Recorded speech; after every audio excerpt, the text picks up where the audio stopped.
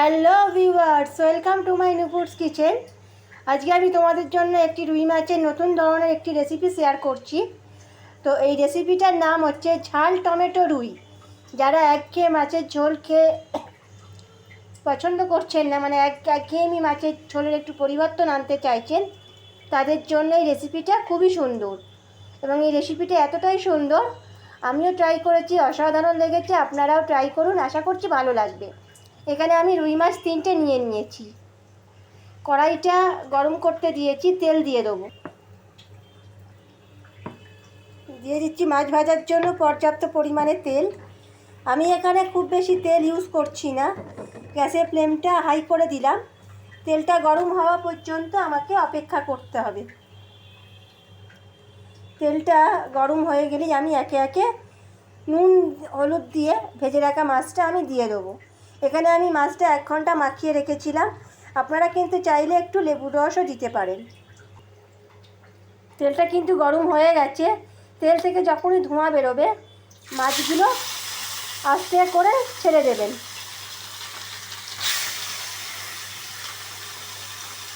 এবার দুপিঠটা খুব ভালো করে আমি ভেজে নেব।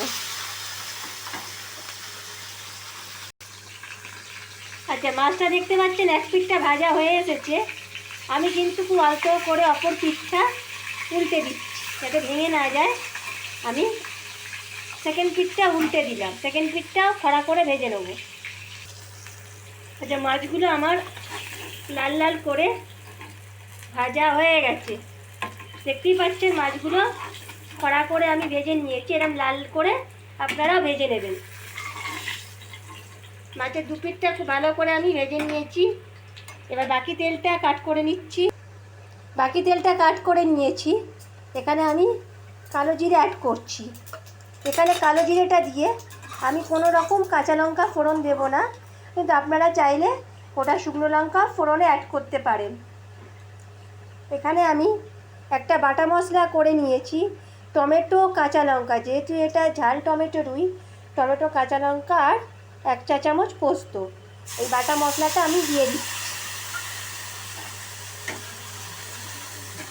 মশলাটা খুব ভালোভাবে আমি এখানে কষিয়ে নেব, যাতে টমেটোর একটা কাঁচা গন্ধ থাকে, সেই গন্ধটা যাতে চলে যায়। গ্যাসের ফ্লেমটা কিন্তু মিডিয়াম রাখবেন। যখনই দেখবেন যে মশলা থেকে একটা তেল স্প্রেড হয়েছে, তখন আমি এখানে দিয়ে দিচ্ছি একটু সামান্য টমেটো কেচাপ। এটা আপনারা দিতেও পারেন, নাও দিতে পারেন।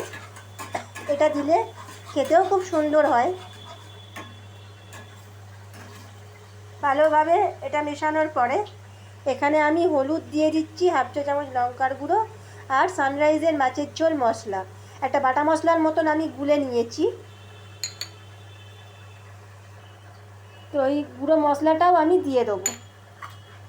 আবারও কিছুক্ষণ ভালো করে আমি মিশিয়ে নিচ্ছি। এবার আমি দিয়ে দেবো, ঝোলটা ফুটে ওঠা পর্যন্ত একটু অপেক্ষা করছি। তো ঝোলটা ফুটে উঠেছে, এবার আমি সর্ষে বাটাটা দিয়ে দেবো। এখানে আমি সাদা সর্ষে বেটে নিয়েছি। সর্ষেটা দিয়ে আরও ঝোলটা ফুটে ওঠা পর্যন্ত অপেক্ষা করব। তার মধ্যে আমি দিয়ে দিচ্ছি স্বাদ অনুসারে নুন। আর এখানে কোনো রকম চিনি ব্যবহার করছি না। আর যখন আপনি টমেটোটা বেটে নেবেন, ফার্স্টে কাঁচা লঙ্কার সহিত টমেটোটা পেস্ট করে নেবেন।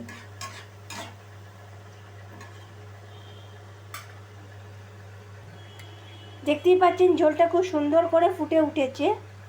এবার আমি আগে থেকে ভেজে রাখা যে মাছগুলো আমি দিয়ে দেবো। খুব বেশি ঝোল রাখবেন না, একটু গায়ে মাখা হলে খেতেও ভালো লাগে। ঝোলটা আমার ফুটে উঠেছে, গ্যাসের ফ্লেমটা আমি বন্ধ করে দিয়েছি। এবারে আমি মাছ ভাজার সামান্য তেল স্প্রেড করে দেবো। স্প্রেড করে দিয়ে গরম ভাতের সাথে পরিবেশন করুন ঝাল টমেটো রুই। আমি যেরকমভাবে রেসিপিটা বানালাম, আপনারা বাড়িতে বানাবেন, বাড়ির সকলকে খাওয়াবেন। এই রান্নাটা করতে খুব বেশি উপকরণ লাগে না। একঘেয়েমি মাছের ঝোল বা একঘেয়েমি মাছের কালিয়া থেকে এই রান্নাটা খুব সুন্দর একটা রান্না। আমি যেরকমভাবে বানালাম আপনারাও সেরকমভাবে বানাবেন, বাড়িতে বানিয়ে খাওয়াবেন। অবশ্যই চ্যানেলটি সাবস্ক্রাইব করবেন, পাশে বেল নোটিফিকেশান আইকনটি ক্লিক করতে ভুলবেন না। ধন্যবাদ, সবাই ভালো থাকবেন।